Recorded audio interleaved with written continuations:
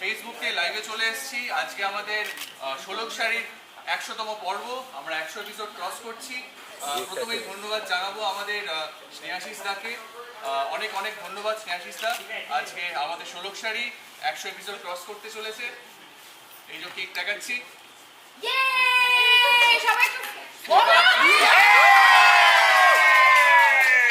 আমার দিকে ক্যামেরা ধর একটু।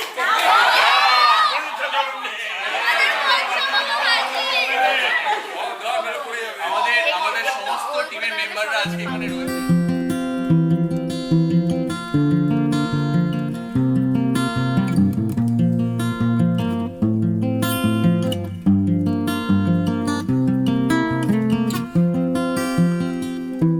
অবভিয়াসলি দেখতে দেখতে 100 এপিসোড ক্রস করে গেল।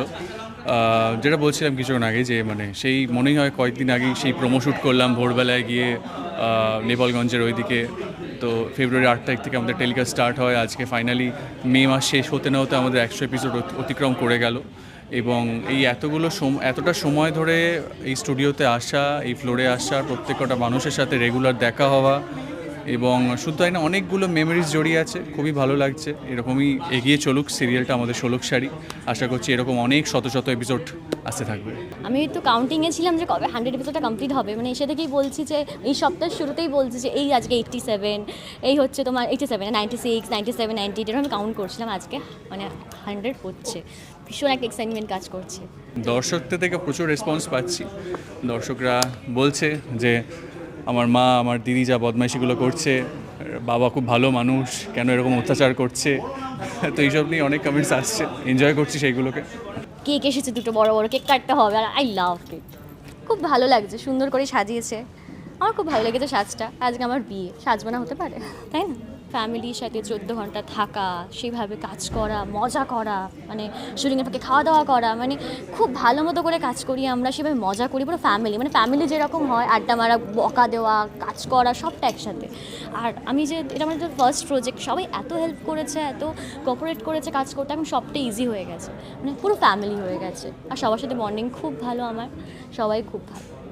দর্শকদের বলবো এরকমই ভালোবাসতে থাকুন, এরকমই আশীর্বাদ করুন, যাতে আমরা এরকম অনেক শো 100 করে অনেকগুলো এপিসোড আপনাদের মনের মধ্যে ষোলক শাড়ি একদম যেন সব সময়ের জন্য রেখে দিতে পারি। ভাবা যায় 100টা পর্ব অতিক্রম করে চলে এলাম আমরা। দেখতে দেখতে 1000 হয়ে যাবে, এটাই ভাবছি আপাতত। চক্রান্ত বলতে দেখো, মানুষ যখন একটু পাওয়ার পজিশনে থাকে তখন অনেক কিছু অনেকভাবে করতে চেয়েও পারে না, কিন্তু এখানে আঁচল অনেক কিছুই করার চেষ্টায় আছে।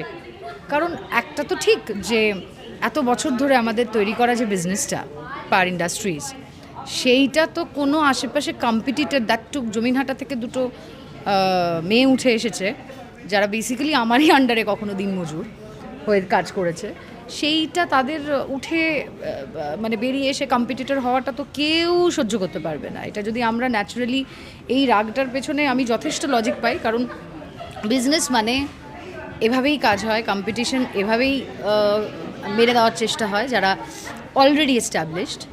তো সেইভাবেই আমি প্রথম দিক থেকেই আমার কোনো লজিকে অসুবিধা হয়নি। তবে মেয়ে দুটোকে আলাদা করে সহ্য করতেও পারে না আঁচল, মানে আমি পারি না ষোলক বা শাড়িকে। দেখছি কিভাবে নির্মূল করা যায় গোড়া থেকে। এই মুহূর্তে গল্পে তো আজকে 100 নম্বর এপিসোডে দাঁড়িয়ে আজকে যদি বলতে পারি, আজকের গল্পটা হচ্ছে আমার বিয়ে। আজকে একটা টান পর্ব যাবে, তার মধ্যে অনেক টুইস্ট আছে। শুধুমাত্র তো আমার বিয়েটা ঠিক কার সাথে হবে, এটা একটা বড় টুইস্ট যেটা আসতে চলেছে। মানে আমরা মানে সবাই খুব ভালোভাবে চেষ্টা করছি তোমাদের কাছে যাতে খুব সুন্দর সুন্দর এপিসোড দিতে পারি। তার জন্য তোমাদের ভালোবাসাটা চাই, তোমরা অবশ্যই আমাকে ভালোবাসাটা দিও। 3 cheers for ষোলক শাড়ি। Hip hip. চলো সবাই হাত দাও, সবাই হাত দাও।